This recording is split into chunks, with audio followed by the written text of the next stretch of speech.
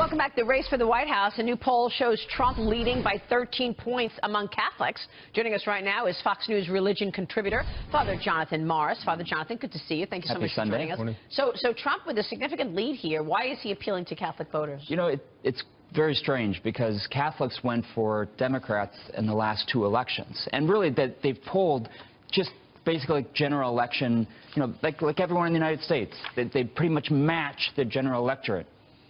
In this poll, if it's true, that is huge for Trump. Why? Because it means that there's a significant change from the last two elections. And we'll see if the poll is accurate or not. Yeah, I mean, Trump and Clinton are also working for the Hispanic vote, obviously, 2 days until the election. Listen to this. Folks living in the inner cities, crime-ridden, you can't walk to the store and buy a loaf of bread, you get shot. The education is the worst. And there's no jobs. And I say to the Hispanic community living in the inner city, to the African-American community, I say, what the hell do you have to lose? Imagine it's Donald Trump standing in front of the Capitol. And we already know a lot about him. Someone who demeans women, mocks people with disabilities, insults African-Americans and Latinos. 335,000 more Hispanics have already voted in the crucial state of Florida than they did in 2008. Father Jonathan, you speak Spanish fluently. You say regularly the entire Mass in Spanish. So someone with a large population of Hispanic parishioners, what do you say to those parishioners? Well, I think we have to distinguish. In Florida, there's a lot of Cubans, right? And that's a very different voting bloc than, for example, Mexicans, Central Americans, South Americans, that, for example, that would be in my parish in New York City.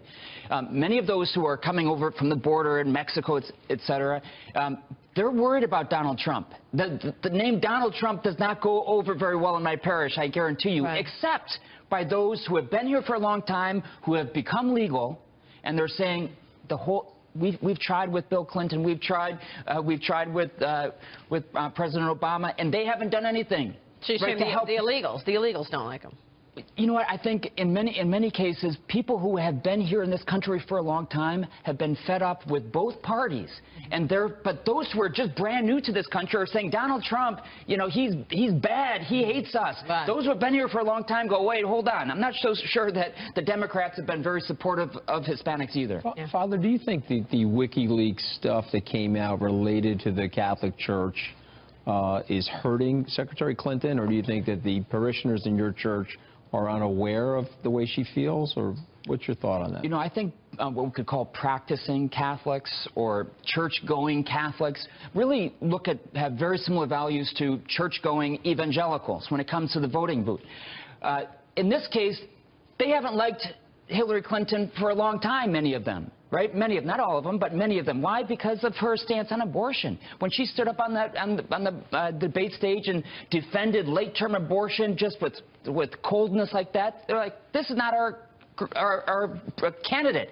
But the problem is Donald Trump has given so many church-going Catholics, Christians, and reason to say, hey, we don't like her, but gosh, what is he going to do? Because of what he said. Because what he says and what he's done. Yeah. It's like there's a threshold there, and he's been pushing that threshold for a very long time, in which they say, oh, who are we going to vote for? Yeah. How do you feel about the lack of focus on faith during this presidential campaign? I'm very glad neither of them are talking about faith.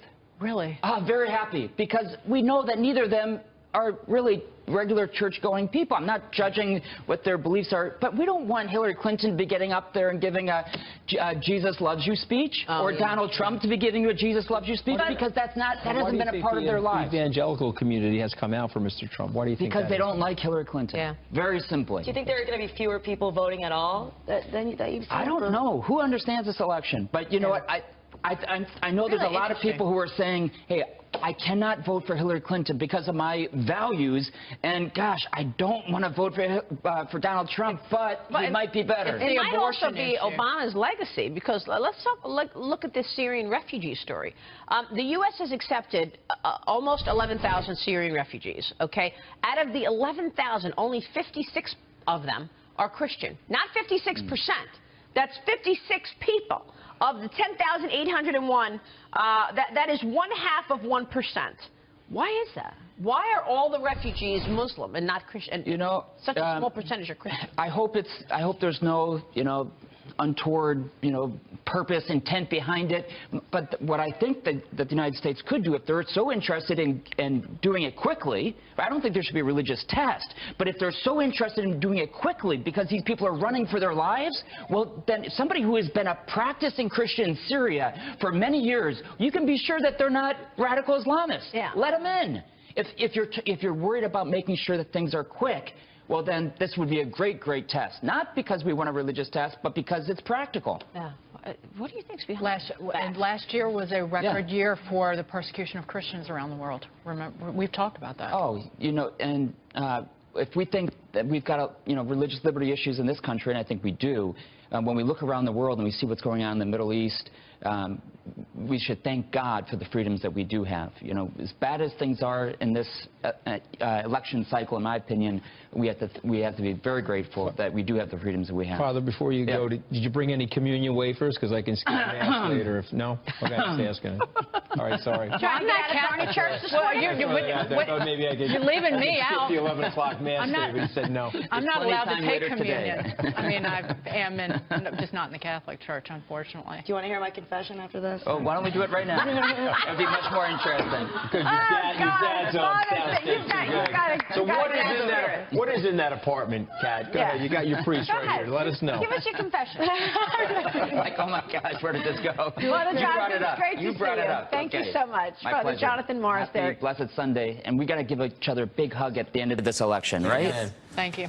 Everybody. Looking forward to it. Hug to our viewers, too. Exactly. Coming up, could the Philadelphia transit strike sway the vote on Election Day? We're going to take you live. Candidates making a final push in Pennsylvania.